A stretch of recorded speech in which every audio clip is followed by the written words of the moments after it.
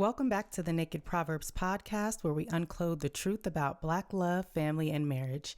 My name is Nik Scott, one of your hosts, and I'm here with my husband. What's going on? It's your boy Rich, and today we are talking about trust.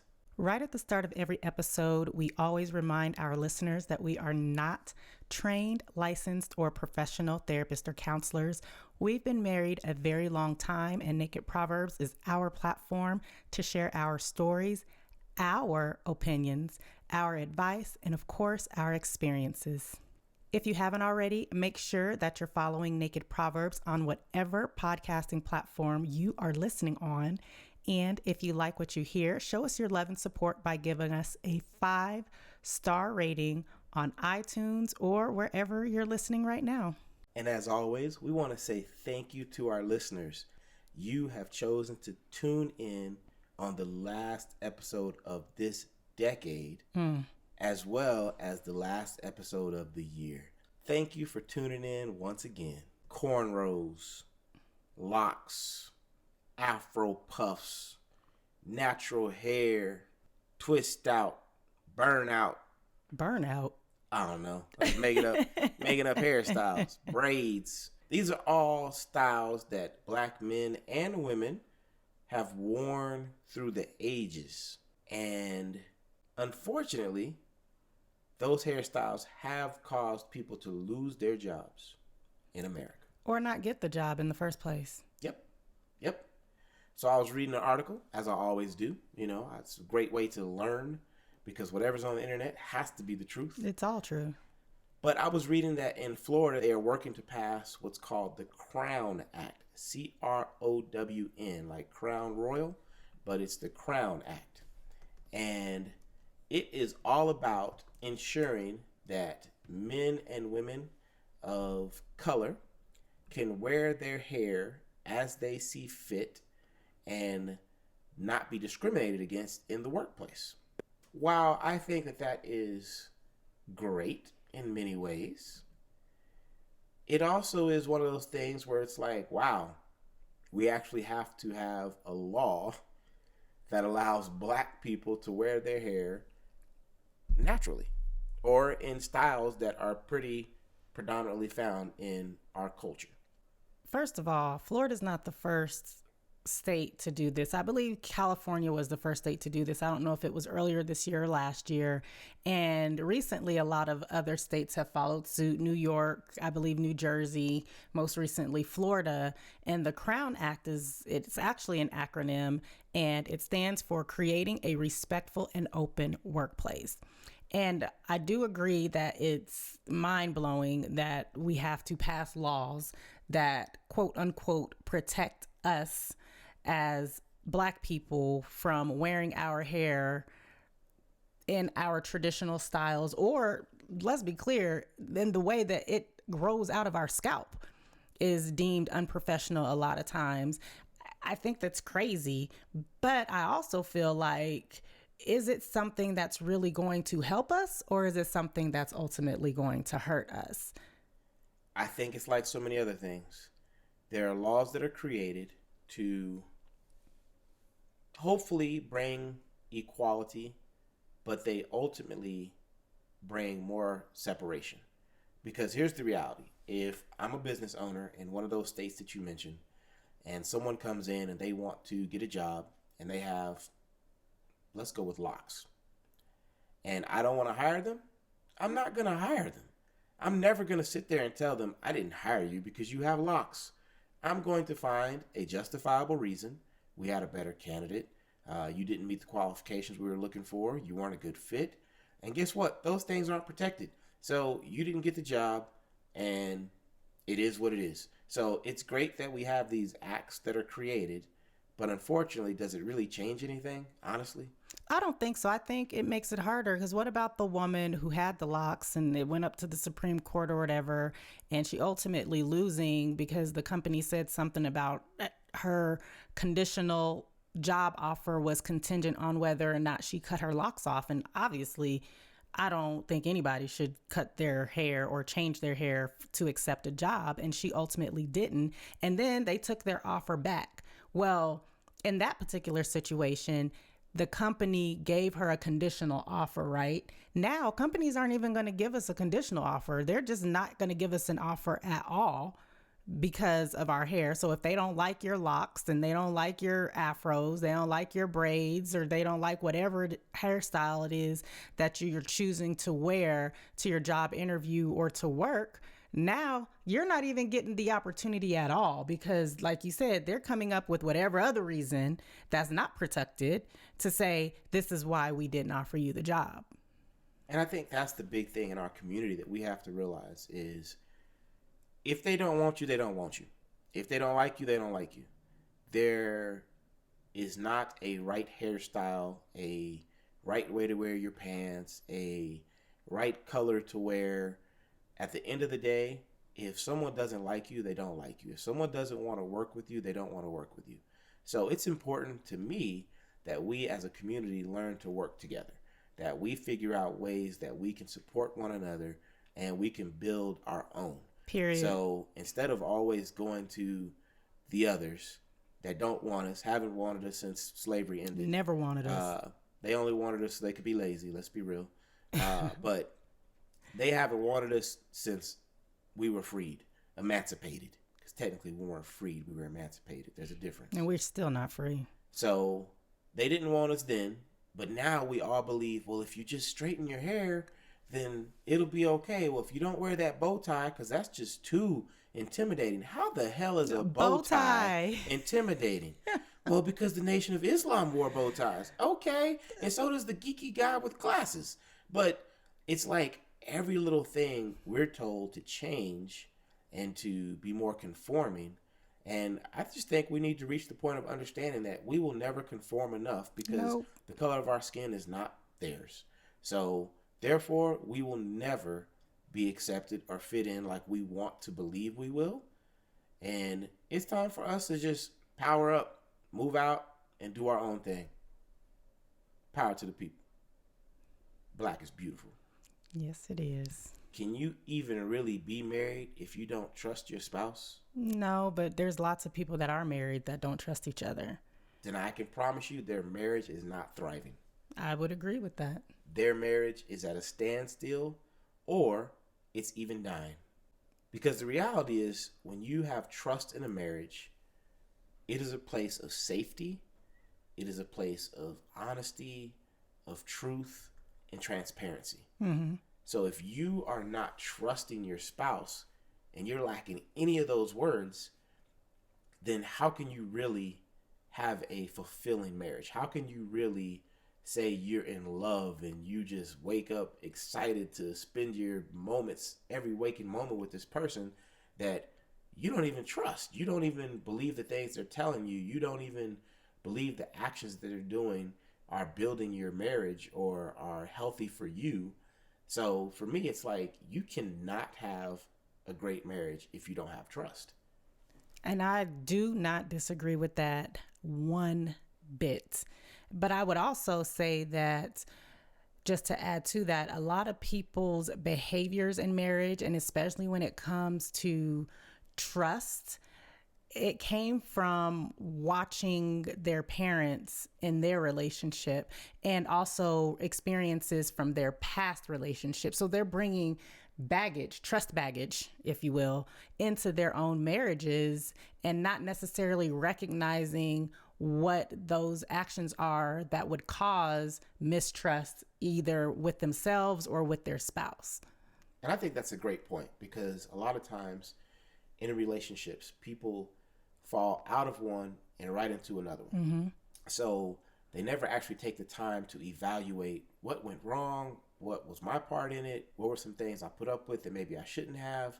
And because they're just jumping into the next relationship, they actually don't have an opportunity to analyze and to do better the next time. So they're bringing that, like you said, that same baggage that created the first issue or the second issue or the third issue into this second, third, fourth, fifth relationship. Mm-hmm. And they end up facing the same issues and they still don't know how to address them or deal with them because they themselves have never dealt with them.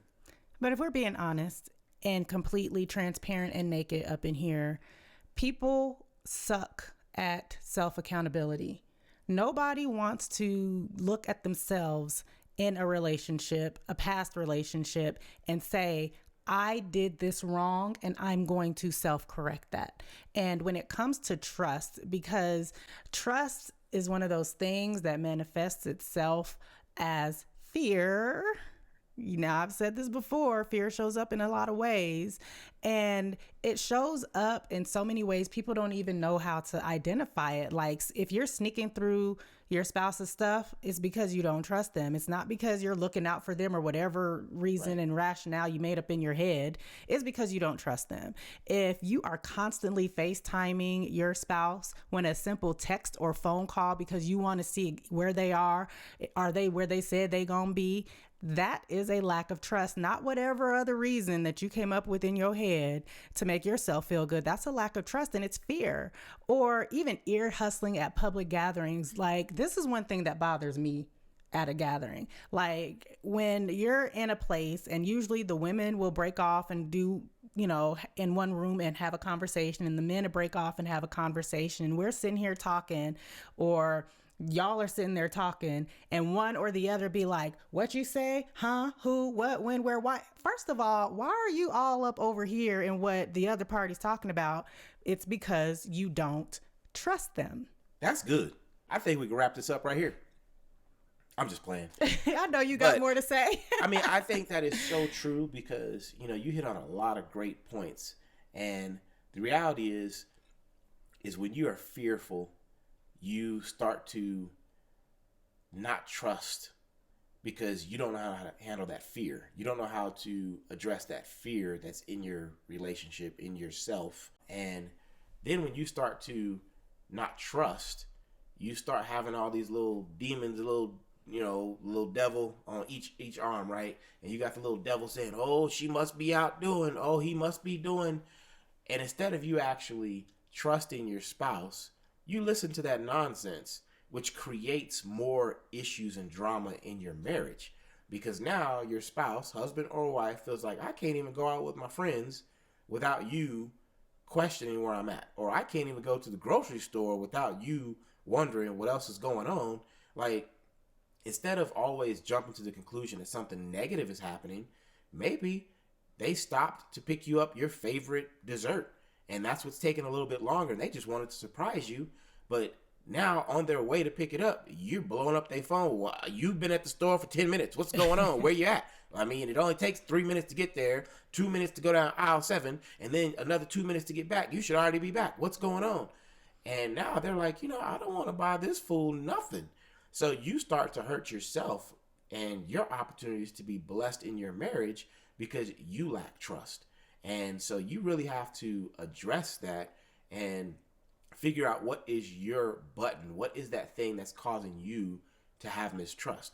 Is it because in the past your spouse gave you a reason to mistrust them? Yeah. Or is it because your girlfriend or boyfriend 6 people ago gave you reason to mistrust?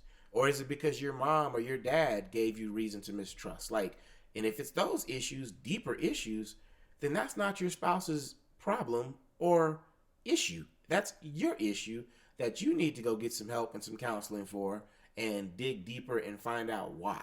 What is your why behind mistrusting your spouse? Now, there's 2 things that you said. One, if your spouse gave you a reason to not trust them, that's a whole different conversation. And that's a whole nother podcast. But if you're coming to the relationship with trust issues, figure out what that is. And building trust doesn't start with the other person. It starts with you. And I go back to that self-accountability, being able to hold yourself accountable, because you said it at the beginning that when you trust somebody, you feel safe with that person. How are you married to someone that you don't feel safe with? Right. That's a question that you need to answer yourself. Your spouse can't answer that question for you. You have to be able to answer that question and be honest with yourself. You have to be honest with yourself as to why you're not trusting that person, the behaviors that you're exhibiting and exerting, showing this person that you don't trust them. You have to check yourself before you wreck yourself, because mistrusting your spouse is bad for your health. And do what you say that you're going to do. Like, if you want to start to rebuild trust in a relationship, because trust has been broken, do what you say you're going to do, what you say you're going to do, and be totally naked and transparent with your spouse in all things.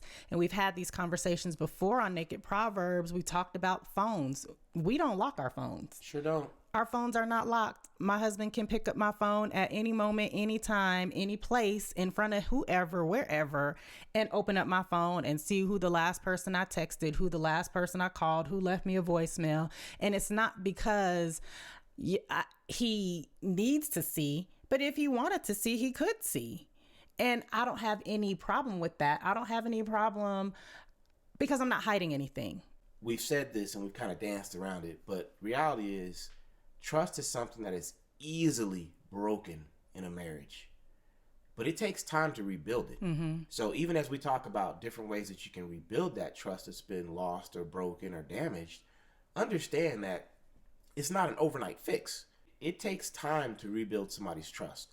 And like you said, we will talk about this in another podcast later on, but even in our own marriage, I've had to rebuild trust with you, mm-hmm. and that required me being transparent. That required me not being offended that you wanted to know where I was going, or that, like you said, we don't have locks on I have not had a phone lock on my phone ever, because to me, if there's anything on my phone that I don't want you to see, then it shouldn't be on my phone. Mm-hmm. If there's a phone call coming in that you can't pick up my phone and answer, then they shouldn't be calling my phone. And if you have that type of standard all the time in your marriage, if my wife or husband couldn't see this, then I don't need to be doing it.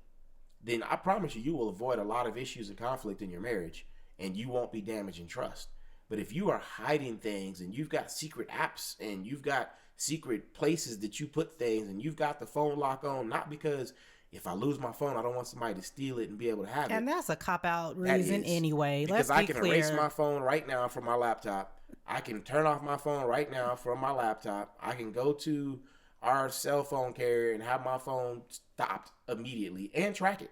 So stop using that punk-ass reason. That is a reason that is nothing more than an excuse to me. Shoot. And I believe that at the end of the day, if you want to have a true thriving marriage, you have to release all bondage, anything that could cause you to feel like the trust could be broken. And you know what that is. You know if you've got secret stuff on your phone. You know if you've been surfing the internet, websites that you shouldn't be on. You know if you've been doing things that are damaging to your marriage. Only you know that. So if you know you're doing those things, but you want a better marriage, you got to figure out a way to stop doing those things that are causing you not to have a good marriage. But you have to be real with yourself. People lie to themselves every day, and there is no,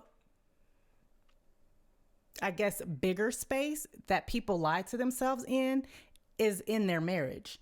People will lie to themselves. People will be knowing that they're not supposed to be doing it, or succumbing to the pressures of their fraternity brothers or their sorority sisters or their best friends or whatever, whoever, knowing that you shouldn't be doing it. But you are so, I don't even really know what the word is. You don't want to fess up to your own self. You want to continue to lie to yourself and tell yourself that these things are okay when you know that they're not okay, and you know that they will hurt your spouse. And because we're talking about adults, right? We're in our 40s. We're not talking, if you're listening in your 20s, you can be forgiven for a lot more than people who are in their 40s. Because you grown in your 40s. You know what? It's like I was talking to my boys, and he was talking about, I don't want any children. And I'm like, well, are you out there, doing things that can create children? Yeah. Are you taking the precautions that are necessary? Yeah, sometimes. Well, fool, you going to end up with some kids because you too grown to talk about, I accidentally got some girl pregnant. And when you in your 40s, even your 30s, you were too grown to be talking about, I didn't know that would damage my marriage. I didn't know that was a bad choice. You I know. didn't know that I should have told my wife about that. I didn't, like, I was having a conversation recently with a couple of friends. We go to breakfast on a regular basis. And, I was just talking to them because one of them, had been through some relationship issues. And I was just telling them the importance of transparency. And I was like, listen, I said, my phone could ring at any time, day, night. My wife could answer it. And I'm not concerned. I was like, my wife can be mad. And I know that I might have messed up, but I ain't messed up big enough to ruin my marriage. So whatever I did, we'll get through it. I said, but I can walk around with that confidence because I don't create an environment where there's no trust. I don't create an environment where I'm questioning, what was the lie I told? Where did I tell her I was? Like, you know what? As an example, Who got time? my phone right now, my wife can locate me anywhere I'm at. Anywhere. I don't even know if she knows. I think I told her. I turned it on when I was going out hunting or fishing or something, and and it was for safety. But then I was like, well, this is a great feature to leave on because it holds me accountable, but it also makes sure that I am safe. If something happens, my wife can find me and make sure that I'm okay. But too many spouses won't turn that feature on because they're not honest in their marriage, because they're not telling the truth, because they don't want their spouse to know, well, I make a quick run by this spot, or I'm going to make a stop real quick over here. And they're not being 100% transparent. So they don't want anything that will actually hold them accountable turned on their phones. People have to figure out why. What is your why? Why do you feel that you can't tell your spouse, or your spouse can't know what you're doing, who you're talking to, where you're going, who's your social media friends, who's in your like, why? People need to figure out what is the why, because you're right. If there is no trust, if there is mistrust, and there's a lack of trust in a marriage, that marriage is not thriving. That marriage is not growing, and that marriage is dead. And that marriage is ultimately, going to end in divorce, or it's just going to be two unhappy people that are married for a whole bunch of years and they don't even like each other because they don't trust each other. They don't feel safe with each other. They can't be naked and transparent with each other. Why are you doing the things that you do in your 40s, 50s? And I don't care if you've been married for 2 weeks, 2 years, or 25 years. You are mature enough to think through your choices and your actions. You are mature enough to say, you know what? That would hurt me if my wife did it to me, or my husband did it to me. So I'm not going to do it to them. If I knew that my spouse was stopping off at some random person's house of the opposite sex, that would hurt me. Yep. If they did that to me. So why would I do that to them? It would hurt me if my spouse was up in somebody's DMs. So why would I be up in somebody's DMs? We've talked about all the damage that it can cause, but how do you rebuild it? I mean, because damage has been done in marriages in the past. Yeah. Like I said, we will share later on in another episode some of our trust issues that we've had. Mm-hmm. But how do you rebuild it? Because to me, that's the key to this. It's not just saying, yeah, you messed up and now you're two unhappy people. Well, how do we get out of being two unhappy people and get back to that thriving, that just passion, that, excitement? How do you get that back into a marriage after you've had damage? Start with you. I've said it over and over and over during this discussion. It starts with you and not the other person. Too many times in marriages, when there's an issue or a problem, it's always with the other person and it's never with you. Start with you. That's number one for me. I think that's a good one, because reality is, especially if you're the person that brought that damage into your trusting area of your marriage, if you don't start with you by correcting the errors of your ways, then nothing's changing. And you're going to end up down the road in the same situation. Second thing I would say is understand that it's going to take time for that spouse that's been hurt to regain your trust. It's not just going to happen overnight because you think, well, I've been telling you where I'm going for the last 2 months and I didn't have a passcode for the last 30 days, so you should trust me again. Like, that's not how it works. Like I said, it's easily broken, but it takes time to rebuild. So, one thing I would say is understand that it's not your timeline. When you are the breaker of trust in your marriage, you don't get to set the timeline of when your spouse is healed or when your spouse is ready to place trust in you again. And more importantly, your actions that you are taking shouldn't be about that. It shouldn't be about, well, I just want them to trust me again so I can go out in these streets and be an idiot again, or so I can go and misuse funds again, or I can go do whatever. It should really truly be, I want us to have a better marriage, and I know me doing these actions damage it. So I don't want to keep doing them because I want my marriage to be better. I would add a third tip, and that is to hold each other accountable. And I say that with caution, and I'm saying it slowly for a reason, because that could be something that could explode if it's not done in the right way. For instance, if you do not like that your spouse ear hustles at public gatherings and you want to have a conversation about that because it makes you feel like he doesn't trust you. Every time you ear hustle at a gathering, it makes me feel like you don't trust me. Approaching that conversation has to be very delicate, right? Because nobody likes to be told what to do, and people definitely don't like to be told what they're doing is wrong. So hold each other accountable, but do it cautiously, do it with love, and do it in a way that's not making the person feel like they're being attacked. And then lastly, I would say if you just really don't feel like you can build that trust with these few tips we've given, seek counseling, seek professional help. There are marriage counselors out there that can help you understand how to rebuild the trust in your marriage. Because if you really want it to work, you have to be willing to work for it. You have to be willing to fight for it. Don't just give up because you're going through a bad patch or because the trust is not where you would like it to be. Instead, get out there and fight for it. Like, you gotta want your marriage to be a success as much as you want anything else in your life to be a success. And I have to say this before we close out this episode, because Black folks, we are good for going to our pastors for counseling. Our pastors, most times, are not like my husband and I say at the beginning of every episode, we are not trained, licensed, or professional therapists or counselors, and neither are your pastors most of the time. That therapy and that counseling needs to come from people who are trained, licensed, and professionals. And that's not saying that you can't go to your pastor for spiritual guidance and growth as it pertains to trust and marriage and relationships. But when you're talking about therapy and counseling, please seek those that are trained, licensed, and professionals, and they usually are not your pastors or your first ladies. Thank you so much for listening to this week's episode of the Naked Proverbs. We want you to truly have a happy marriage. We want you to trust each other in your marriages. We want you to continue to thrive in your marriages and indulge in your spouses on a regular basis.